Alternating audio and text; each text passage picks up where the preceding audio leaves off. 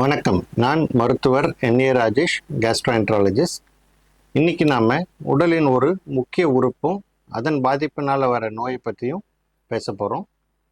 அந்த உறுப்பு என்னன்னு கேட்குறீங்களா? அதுதாங்க நம்ம உடலின் கல்லீரல்.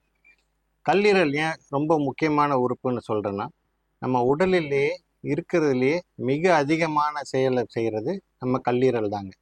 ஏறத்தாழ 500க்கும் மேற்பட்ட ஃபங்க்ஷன்ஸ் ஒரு நாளில் கல்லீரல் செய்யுது. இந்த ஃபங்க்ஷன்ஸ்னால நம்ம உடலில் நம்ம எடுத்துக்கிற உணவை சக்தியாக்குறதும், செரிமானத்தை கூட்டுறதும், நச்சுத்தன்மையை வெளியேற்றுறதும், அது மட்டும் இல்லாமல் நம்ம பிளட் சுகர் லெவலை மெயின்டைன் பண்ணுறதும், கொலஸ்ட்ரால் லெவலை மெயின்டைன் பண்ணுறதும், இந்த மாதிரி பல ஃபங்க்ஷன்ஸை நம்ம கல்லீரல் செய்யுதுங்க. ஸோ இந்த கல்லீரலோட ஃபங்க்ஷன்ஸ் பாதிக்கும் போது, இந்த ஃபங்க்ஷன்ஸ் குறையும் போது அதற்கான நோய் அறிகுறியும் பக்க விளைவுகளும் ஏற்படக்கூடும். ஸோ இன்றைக்கி காலகட்டத்தில் நம்ம கல்லீரலில் பாதிக்கிற முக்கியமான நோய் எதுன்னு பார்த்தோன்னா, ரொம்ப காமனாக பார்க்குற ஃபேட்டி லிவர் டிசீஸ், இல்லை கல்லீரல் கொழுப்புன்னு சொல்கிறோம். முன்னெல்லாம் இந்த கல்லீரல் கொழுப்பு மதுபானம் அருந்துறவங்களுக்கு மட்டுமே அதிகமாக பார்க்கப்பட்டுச்சு. ஆனால் நாளடைவில் கடந்த ஒரு 15 வருட காலமாக இந்த கல்லீரல் கொழுப்பு மதுபானம் அருந்தாத மக்களுக்கும் அதிகமாக காணப்படுது. ஸோ இன்றைக்கி இந்த ஃபேட்டி லிவரை பற்றி நம்ம விரிவாக பார்ப்போம். முதல்ல நான் இந்த மதுபானத்தினால கல்லீரல் பாதிக்கப்படுறது பற்றி பேசுகிறேன். ஸோ கல்லீரலோட நம்பர் 1 எதிரி அப்படின்னு சொன்னால் அது மதுபானம் தாங்க. ஸோ மதுபானம் என்ன செய்யுது அப்படின்னா, கல்லீரலில் கொழுப்பை கொண்டு போய் சேர்க்குது.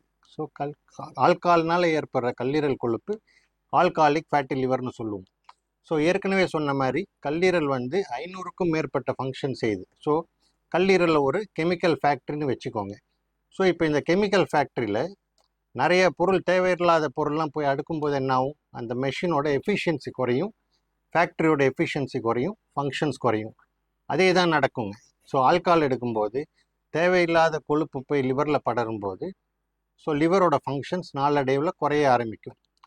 ஸோ இந்த ஸ்டேஜில் சப்போஸ் ஒருத்தர் மதுபானத்தை நிறுத்தினார் அப்படின்னா, இந்த லிவரோட ஸ்பெஷாலிட்டியே அந்த லிவரே தன்னை குணப்படுத்திக்கும். இந்த ஃபேட்டெல்லாம் வெளியில் தள்ளிட்டு லிவர் மறுபடியும் நார்மல் ஆகும். ஸோ இது கடவுளுடைய ஒரு உன்னதமான படைப்பு. சப்போஸ் ஒரு பர்சன் இந்த ஃபேட்டி லிவர் வருது, இனிஷியல் ஸ்டேஜில் எந்த சிம்டமும் இருக்காது. இந்த ஃபேட்டி லிவர் ஸ்டேஜில் அவர் இதை அலட்சியப்படுத்திட்டு ஆல்காலை மறுபடியும் கண்டினியூ பண்ணாங்கன்னா 2 ப்ராப்ளம் நடக்கலாம்.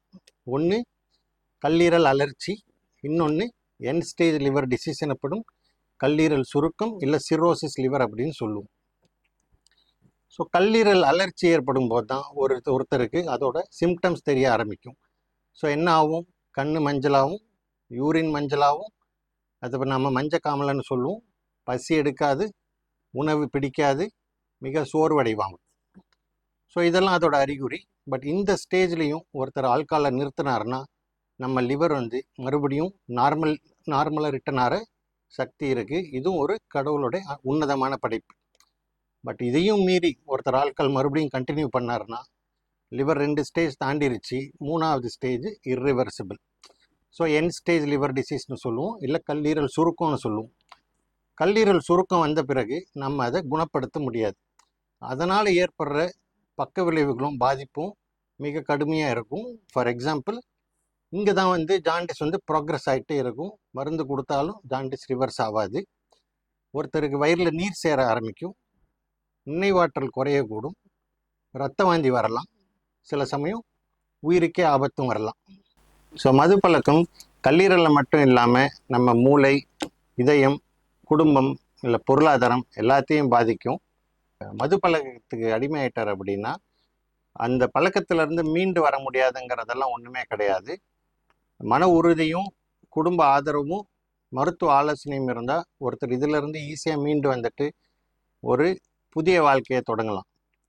ஸோ கல்லீரலை காப்போம், குடும்பத்தை காப்போம்.